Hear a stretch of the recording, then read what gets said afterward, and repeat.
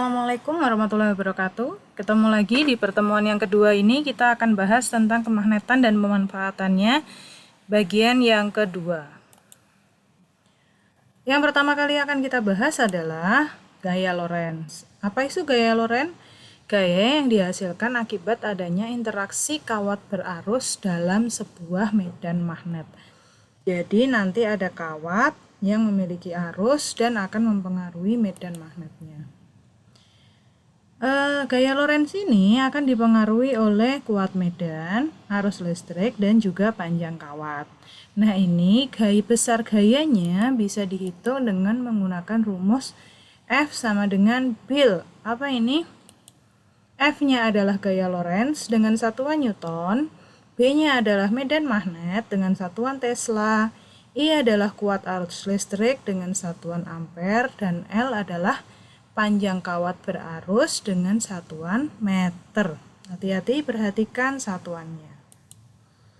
Penerapan gaya Lorentz ini biasanya ada pada motor listrik, bel listrik, saklar elektromagnet, dan juga telepon kawat. Nah, kita coba untuk penggunaan rumus ini ya. Contohnya, sebuah kawat penghantar memiliki panjang 12 meter. Panjang kawat berarti disimbolkan dengan L, 12 meter. Tegak lurus berada dalam sebuah medan magnet. Ada medan berarti disimbolkan B, 90 Tesla. Jika kuat arus I 0,02 miliampere. Nah, ini hati-hati, janjinya satuannya harus ampere. Jadi kita ubah dulu. Kalian kalau lupa silahkan bikin tangga dari ampere, desiampere, sentiampere, baru milih ampere. Dan ternyata harus naik 3 tingkat, berarti kali 10 pangkat min 3. Nah, di sini ada 2 angka di belakang koma, jadi 2 kali 10 pangkat min 5. Min 3 ditambah min 2 adalah min 5. Selanjutnya yang ditanya adalah F, besarnya gaya Lorentz. Rumusnya F sama dengan B kali I dikali dengan L. B-nya adalah 90, I-nya kita punya 2 kali 10 pangkat negatif 5, dan L-nya adalah 12 meter. Di sini setelah kita kali, kita akan menghasilkan angka 2160 kali 10 pangkat negatif 5. Janjinya angka pokok, bilangan pokok di depan 10 pangkat adalah kurang dari 10, berarti 2,16 kali 10 pangkat negatif 2. Di sini kali 10 pangkat negatif 2 ini dari mana? Dari sini 10 pangkat min 5, terus ini 1, 2, 3, min 5 ditambah 3 adalah min 2. Selanjutnya kita akan bahas tentang induksi. Induksi elektromagnet membahas tentang konsep arus listrik yang dapat menghasilkan medan magnet ataupun medan magnet yang mampu menghasilkan arus listrik. Contohnya pada apa? Contohnya pada generator. Generator itu alat yang digunakan untuk mengubah energi kinetik atau energi gerak menjadi energi listrik. Jadi contohnya pada pembangkit listrik tenaga air itu turbin yang digerakkan oleh arus air, dia itu akan berhubungan dengan generator. Nah, generator ini mengubah gerakan dari turbin itu menjadi energi listrik. Contoh selanjutnya ada dinamo, baik arus searah maupun arus bolak-balik, untuk mengubah energi gerak sama kinetik menjadi energi listrik. Ini contohnya pada sepeda kalian. Saat kalian mengayuh itu berarti bergerak, terus dinamo ini akan mengubah gerakan tadi menjadi energi listrik sehingga lampu pada sepeda kalian akan menyala. Contoh selanjutnya ada transformator. Transformator ini alat yang digunakan untuk mengubah besarnya tegangan maupun arus. Ingat, tegangan disimbolkan dengan V besar dan arus listrik adalah I besar. Nanti di sini kita bermain rumus lagi. Nah, ini salah satu hal yang nggak dihitung di skala SMP tapi sering muncul, cara memperbesar gaya gerak listrik. Hati-hati ya, ini harus dihafal, yaitu mempercepat putaran kumparan, menggunakan medan magnet yang kuat, memperbanyak jumlah lilitan, dan menggunakan inti besi lunak jika ingin gaya gerak listriknya menjadi lebih besar. Ini sering keluar, hati-hati. Selanjutnya kita akan bahas tentang transformator. Transformator yang pertama adalah transformator jenis step up. Up itu berarti naik. Tujuannya adalah menaikkan tegangan. Nah, di sini gambar sederhana dari transformator step up. Apa yang harus kalian perhatikan? Yang diperhatikan di sini adalah ada Vp. V itu adalah tegangan, P ini mewakili primer, jadi Vp adalah tegangan primer atau sering disebut dengan tegangan masuk ataupun tegangan input. Masuk itu input. Nah, Vp otomatis bergandengan dengan Np. N itu adalah jumlah lilitan. Selanjutnya, ada yang masuk pasti ada yang keluar. Yang keluar adalah Vs, tegangan sekunder, tegangan keluar ataupun tegangan output. Nah, di sini transformatornya juga memiliki lilitan kawat pada bagian yang sekunder. Di sini kita bisa lihat bahwa ternyata untuk step up, lilitan sekundernya dan tegangan sekundernya otomatis itu lebih besar daripada primer. Di sini belum kelihatan ya tegangannya, tapi nanti kalau dirumus baru kelihatan. Di sini dari segi gambar kita ngomong N dulu deh. Jumlah lilitan kita tahu bahwa lilitan pada bagian sekunder lebih besar daripada bagian primer. Itu ciri dari step up. Jadi hati-hati, tolong dihafal apa ciri step up. Karena biasanya setelah dihitung kalian disuruh menyimpulkan. Jadi trafonya itu step up atau step down. Kalau step down dia itu tujuannya untuk menurunkan tegangan. Bedakan gambarnya di sini. Saat dia step down itu lilitan primernya, kawat yang melilit di kumparan primernya, di sini dia itu lebih besar daripada sekunder. Lilitannya lebih sedikit jumlah lilitan. Nah, di sini ada tegangan primer sama masuk, ini salah ketik, di sini seharusnya input. Terus ada Vs masih sekunder, tegangan keluar dan tegangan output. Yang harus dihafal di sini adalah jumlah lilitan primernya lebih besar daripada lilitan sekunder untuk step down ya. Nah, di sini tadi saya ngomong kita bisa menghitung tegangannya. Dirumuskan dengan apa? Kita rumuskan dengan Vp per Vs sama dengan Np per Ns. Nah, di sini ternyata sama-sama primer. Maka jika lilitan primernya banyak, otomatis tegangan primernya banyak, tapi arus primernya sedikit. Jadi hati-hati di sini anak-anak yang sering salah itu di sini. Yang lain primernya yang di atas untuk tegangan, lilitan dan arus, khusus untuk arus, sekundernya yang di atas. Jadi hati-hati. Tapi kita bekerja hanya separuh. Misalnya lilitan dengan tegangan doang, ataupun arus dengan tegangan, ataupun arus dengan lilitan. Jadi tidak mungkin berjajar 3 kali seperti ini. Nah, di sini IP itu apa? IP adalah arus primer, IS adalah arus sekunder, NP lilitan primer, NS lilitan sekunder.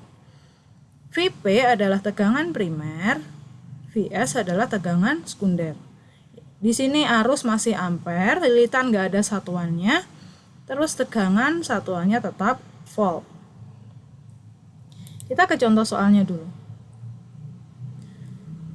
Contoh soalnya, sebuah transformator step down, sebentar. Ya, sebuah transformator step down terdiri atas kumparan primer dengan jumlah lilitan. Nah, di sini kita tahu bahwa jumlah lilitan berarti kita bisa tahu N ya, step down. Ini buat ngecek nanti hitungan kita benar apa salah. Kumparan primer ada 1200 lilitan, berarti dia NP 1200. Dan kumparan sekunder dengan 40 lilitan, sekunder berarti dia NS 40 lilitan. Jika kumparan primer dihubungkan dengan tegangan, hati-hati, primer dihubungkan dengan tegangan 330 volt, berarti di sini Vp adalah 330 karena dia ngomong primer. Berapakah tegangan pada kumparan sekunder? Berarti yang ditanya adalah Vs. Rumusnya tadi adalah Vp per Vs sama dengan Np per Ns. Kita masukin Vp-nya adalah 330, Vs-nya kita belum tahu, Np-nya 1200, terus Ns-nya adalah 40. Nah, di sini boleh dicoret.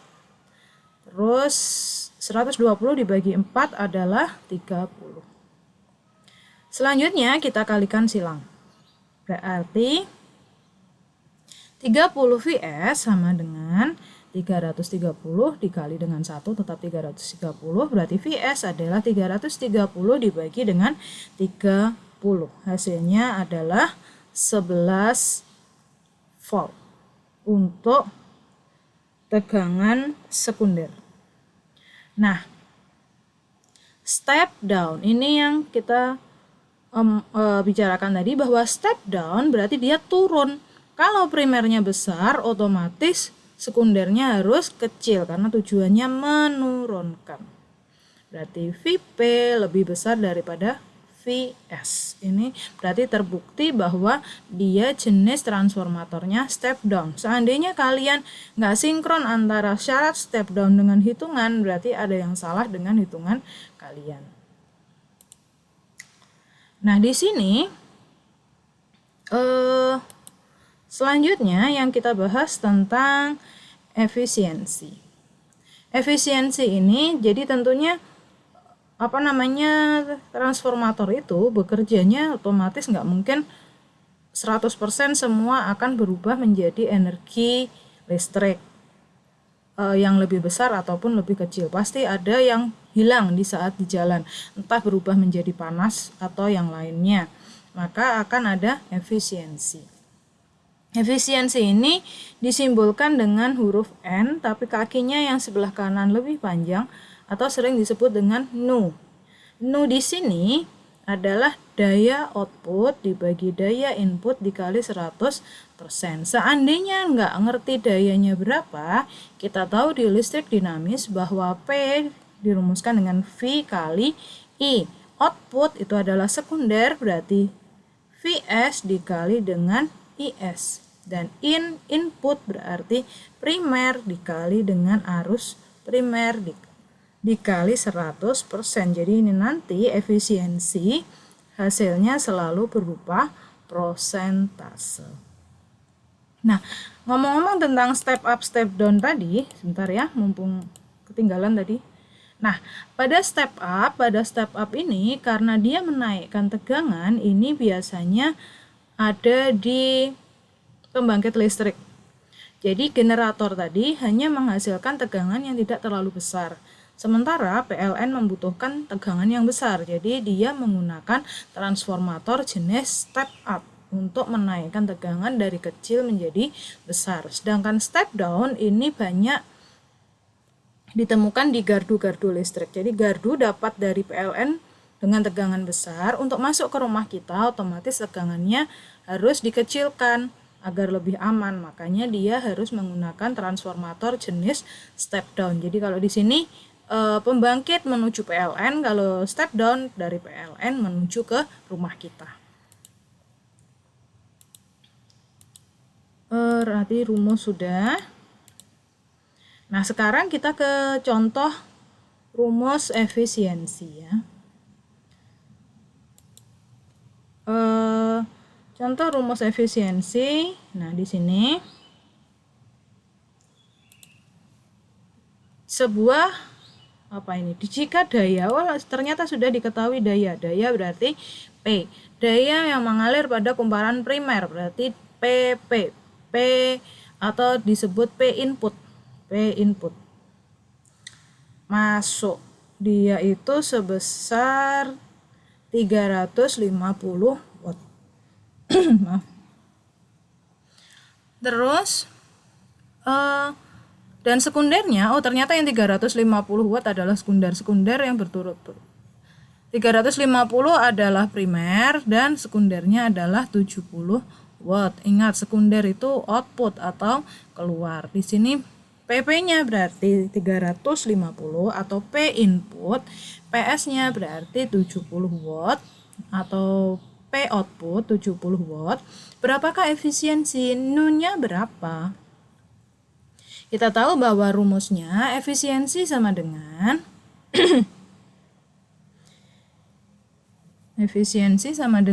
ini tadi P output dibagi dengan P input dikali 100%. PS per PP boleh pakai rumus seperti ini atau tadi yang seperti sebelumnya, P output per P input sama aja. Kita masukin angkanya 70 per 350 dikali 100% dari rumus. 100%-nya dari rumus. Hapus.